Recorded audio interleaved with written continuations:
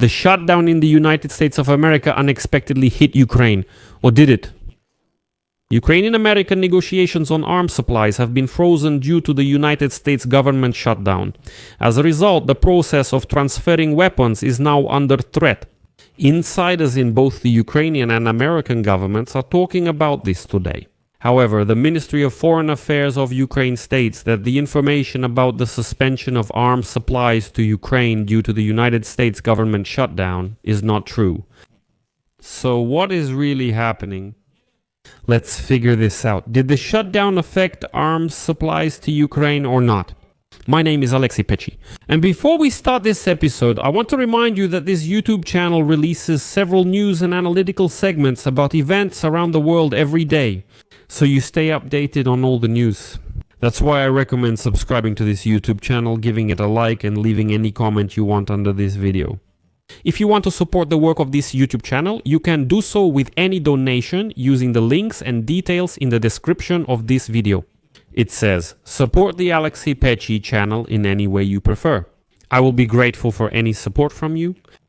So, The Telegraph suddenly writes today that according to their information, negotiations between Kyiv and Washington about military aid and cooperation in the field of drones have been put on hold. After the United States government shut down due to the lack of an agreement on the federal budget, well, that is, after the shutdown was announced, hundreds of thousands of federal employees were sent on leave, and meetings with Ukrainian representatives were disrupted.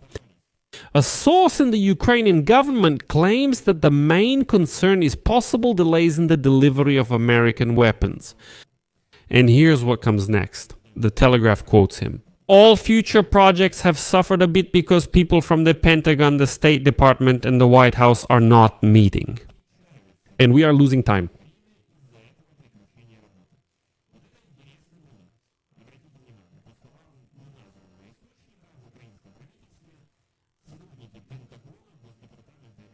And here's what happens next. The publication writes that humanitarian organizations have warned that Ukraine is facing massive attacks from Russia of unprecedented intensity amid the suspension of the United States government. That's why a deal is urgently needed here. It was needed yesterday.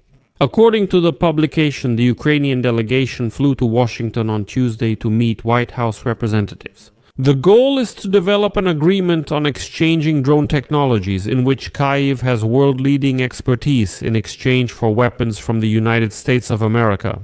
But while on their way, the Ukrainian delegation was warned that federal employees had been advised to stay home during the shutdown. So they might simply not show up for the meeting, and apparently they didn't. The source adds that other Ukrainian delegations, who were supposed to come in the next week, are now reconsidering their plans.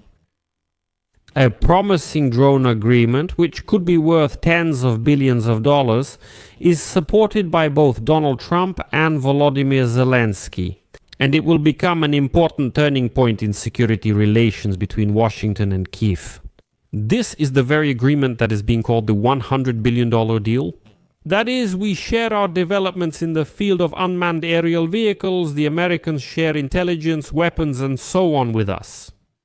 So basically, we help them and they help us. But the cancellation of talks between Ukrainian and United States officials increases concerns that the recent warming of relations between Trump and Zelensky could be disrupted given Trump's mood. To put it very simply, while Putin is intensifying his war against Ukraine and European countries, this United States government shutdown sends a very bad signal that could undermine European security, because both Europe and Ukraine rely heavily on American weapons to defend themselves against Russian aggression. But then suddenly, the spokesperson for the Ukrainian Ministry of Foreign Affairs, Halt, states that the information about the suspension of arms supplies to Ukraine due to the United States government shutdown is not true. He says there was no stoppage, stating this is not true. Negotiations between Ukraine and the United States on the drone agreement are going according to plan, and deliveries continue to arrive. And here I really agree with the spokesperson of the Ukrainian Foreign Ministry, Halt. Why? Yes, because at this stage, the deal in which Ukraine transfers drone technology to the United States and the United States gives us their weapons is purely a political deal. It gets technical only when all the details are specified and only at that stage. Those who are currently in the United States government and are sitting at home because of the shutdown will be the ones to implement it. Simply put, right now the negotiations are being held between, to put it bluntly, Trump's people and Zelensky's people, who clearly aren't taking any vacations.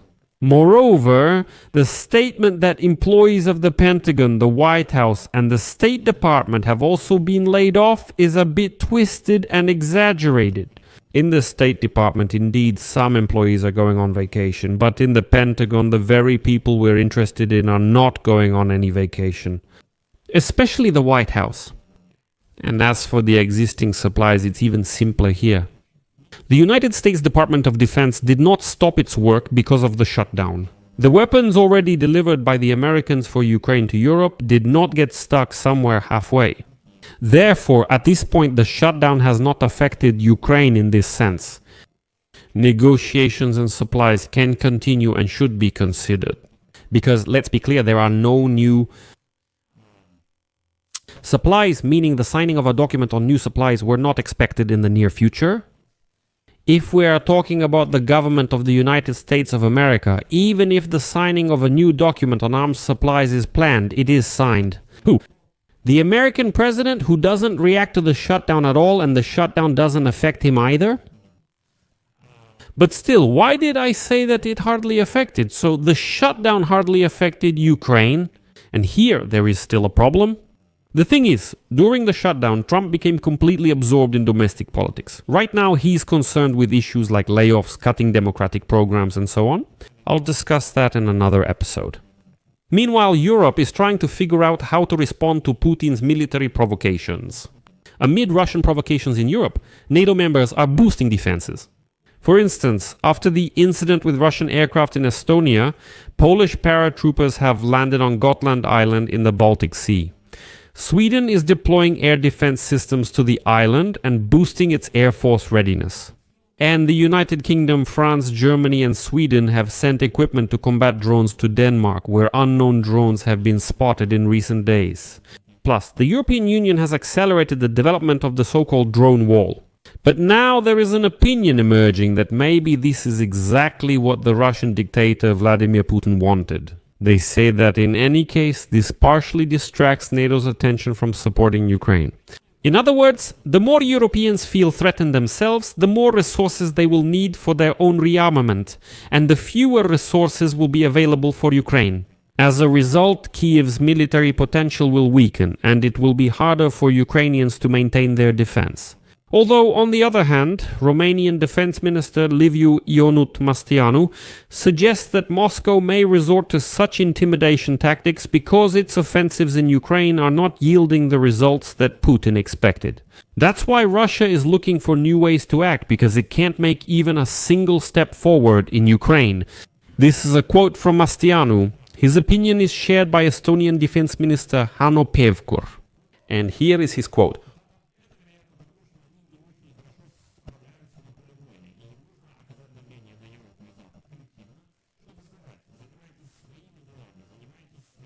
And if we take a closer look at the situation, we will notice that Russia's provocations are directed specifically against the countries that help Ukraine the most.